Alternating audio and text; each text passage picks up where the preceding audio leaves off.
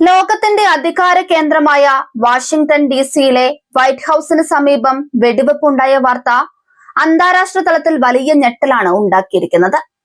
American പ്രസിഡന്റിന്റെ ഔദ്യോഗിക വസതിക്ക് തൊട്ടടുത്ത് അരങ്ങേറിയ ഈ അക്രമം സുരക്ഷാ ഏജൻസികളെയും പൊതുജനങ്ങളെയും ഒരുപോലെ പരിഭ്രാന്തിയിലാഴ്ത്തി.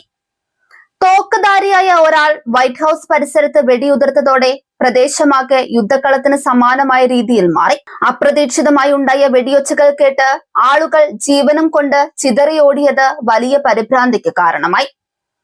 രഹസ്യ പോലീസിന്റെ ഔദ്യോഗിക സ്ഥിരീകരണം അനുസരിച്ച് സായുധനായ ഒരാൾ വൈറ്റ് ഹൌസിന് സമീപം വെടിവെപ്പ് നടത്തുകയായിരുന്നു.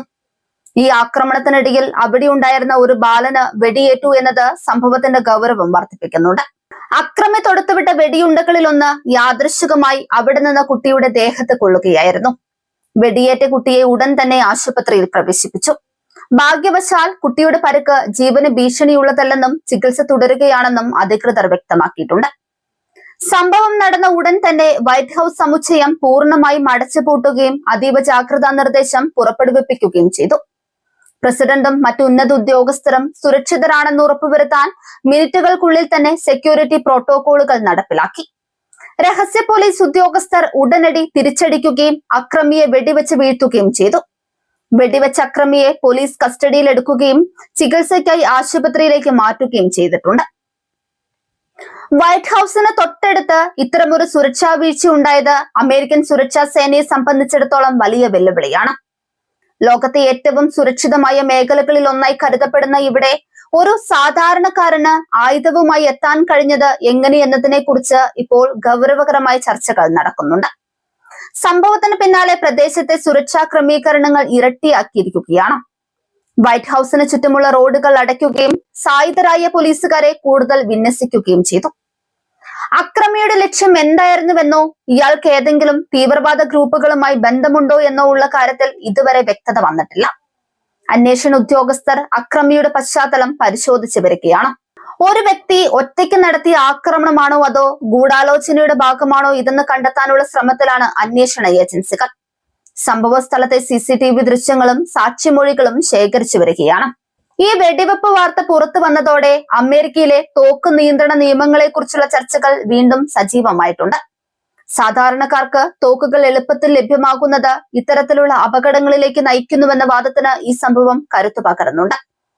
പ്രത്യേകിച്ച് ഭരണകൂടത്തിന്റെ സ്ഥിരാകേന്ദ്രത്തിന് സമീപം ഇത്തരമൊരു അക്രമം നടന്നത് ഭരണകൂടത്തെ തന്നെ പ്രതിരോധത്തിലാക്കിയിട്ടുണ്ട്. വരും ദിവസങ്ങളിൽ ട്രംപ് ഭരണകൂടത്തിൽ നിന്ന് കടുത്ത സുരക്ഷാ നടപടികൾ ഉണ്ടാകുമെന്നാണ് സൂചന. വാഷിംഗ്ടൺ ഡിസിയിലെ ഈ സംഭവം അന്താരാഷ്ട്ര മാധ്യമങ്ങൾ വലിയ പ്രാധാന്യത്തോടെയാണ് റിപ്പോർട്ട് ചെയ്തത്. ഹോർമുസ് കടലിടുക്കിലെയും പശ്ചിമേഷ്യയിലെയും സംഘർഷങ്ങൾക്കിടയിൽ സ്വന്തം മണ്ണിൽ തന്നെ ഇത്തരമൊരു ആക്രമണം ഉണ്ടായത് അമേരിക്കയെ സംബന്ധിച്ചിടത്തോളം ഇരട്ടി ആഘാതമാണ്. രാജ്യത്തിനകത്തും പുറത്തും ഒരുപോലെ വെല്ലുവിളികൾ നേരിടുന്ന സാഹചര്യത്തിലാണ് ട്രംപ് ഭരണകൂടം ഇപ്പോൾ എത്തി നിൽക്കുന്നത്. അക്രമത്തിൽ പരിക്കേറ്റ കുട്ടിയുടെ കുടുംബം വലിയ ആഘാതത്തിലാണ്. വെറും ഒരു കാഴ്ചക്കാരനായി അവിടെ എത്തിയ കുട്ടിക്ക് നേരെ വെടിയുണ്ട പാഞ്ഞെത്തിയത് അമേരിക്കയിലെ സുരക്ഷാ സാഹചര്യങ്ങളെ കുറിച്ച് സാധാരണക്കാർക്കിടയിൽ വലിയ ആശങ്കയുണ്ടാക്കുന്നുണ്ട്. സ്കൂൾ വിനോദയാത്രയ്ക്കോ മറ്റോ എത്തിയ കുട്ടിയാണോ ഇതെന്ന കാര്യത്തിൽ കൂടുതൽ വിവരങ്ങൾ പുറത്തു വരാനിരിക്കുന്നതേയുള്ളൂ. കുട്ടിയുടെ ആരോഗ്യനില മെച്ചപ്പെട്ടു വരുന്നു എന്നത് മാത്രമാണ് ആശ്വാസകരമായ വാർത്ത. അന്വേഷണം പുരോഗമിക്കുമ്പോൾ കൂടുതൽ ഞെട്ടിക്കുന്ന വിവരങ്ങൾ പുറത്തു വരാൻ സാധ്യതയുണ്ട്.